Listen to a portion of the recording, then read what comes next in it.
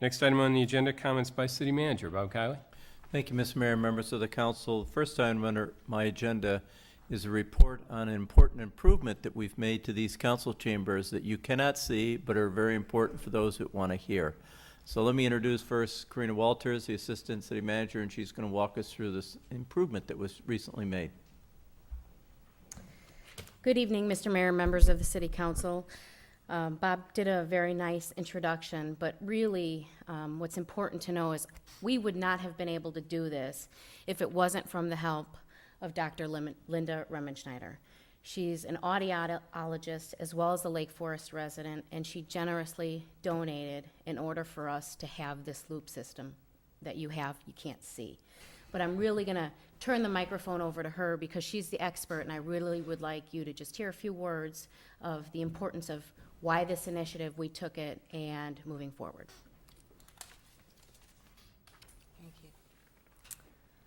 If I was sitting in your seat, I'd want to know, why do you need it? You're all using microphones. I'm using a microphone, and it's relatively quiet. Let me first explain how it works. What it is it's a magnetic wire that runs around the periphery of the room, either at the floor or at the ceiling, and it generates a magnetic field so that people with hearing loss can hit a button on their hearing aid and link right into each one of your individual microphones, as well as this one. So whether someone's at a pulpit or at a podium, people with hearing loss can actually hear better than normal hearing people. It completely eliminates any background noise.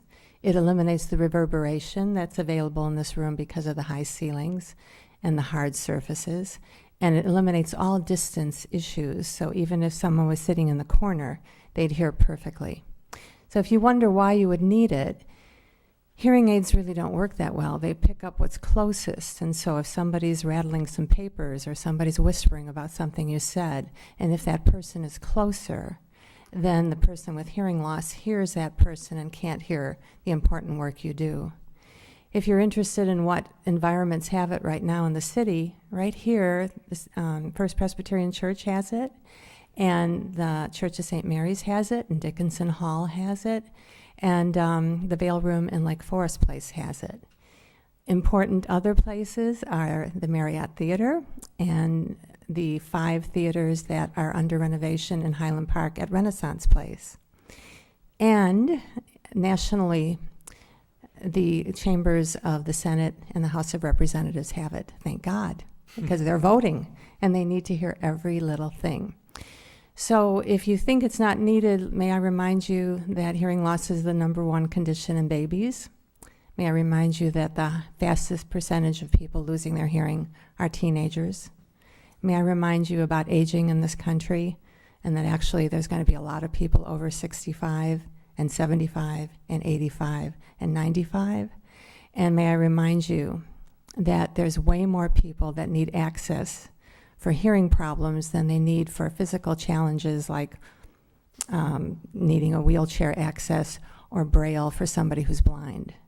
And so just like Forest has always been for me since 1980 when I moved here, you're a leader, and I thank you so much, especially to the mayors and to the city manager, and Karina, who's been supportive, and Bill Schellis, and Ed Johnson. So thank you so much. Thank you.